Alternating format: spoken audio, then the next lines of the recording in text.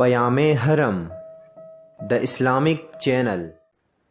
السلام علیکم، میں ہوں آپ کا دوست اسد اللہ اور آپ دیکھ رہے ہیں پیام حرم یوٹیوب چینل۔ سیرت مصطفیٰ صلی اللہ علیہ وسلم کا پہلا عنوان ہے نسب اطہر، یعنی حضور صلی اللہ علیہ وسلم کا نسب کیسا اور کیا تھا۔ کیسر روم نے جب ابو سفیان سے، جو کہ ابھی تک مسلمان نہیں ہوئے تھے، نبی کریم صلی اللہ علیہ وسلم کے نسب کے متعلق یہ سوال کیا کہ ان کا نسب کیسا ہے، تو ابو سفیان نے یہ جواب دیا کہ وہ ہم میں سب سے بڑے نسب والے ہیں، یعنی حسب و نسب اور خاندانی شرف میں کوئی ان سے بڑھ کر نہیں۔ کیسر روم نے کہا کہ یہ بھی ایک علامت ہے، یعنی نبی ہونے کی یہ بھی ایک علامت ہے کہ آپ کا خاندان سب سے اعلیٰ اور اشرف ہے۔ کیسر روم نے ابو سفیان کا یہ جواب سن کر کہا کہ پیغمبر ہمیشہ شریف ہی خاندان سے ہوتے ہیں۔ ہمارے نبی کریم صلی اللہ علیہ وسلم کا سلسلہ نسب جو عالم کے تمام سلاسل انساب سے اعلیٰ اور برتر اور سب سے افضل اور بہتر ہے، وہ سلسلۃ الذہب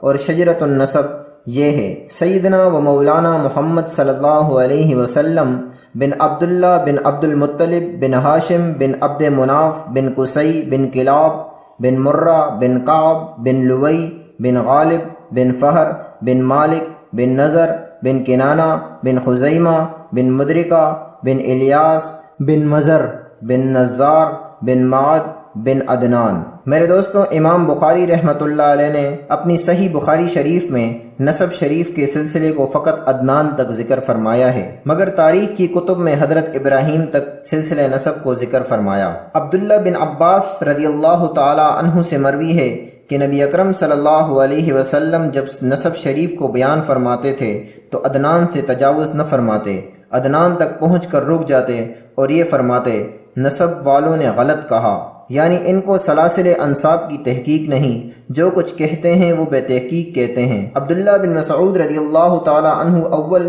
اس آیت کو تلاوت فرماتے بسم اللہ الرحمن الرحیم وعاد وثمود والذین من بعدہم لا یعلمہم الا اللہ۔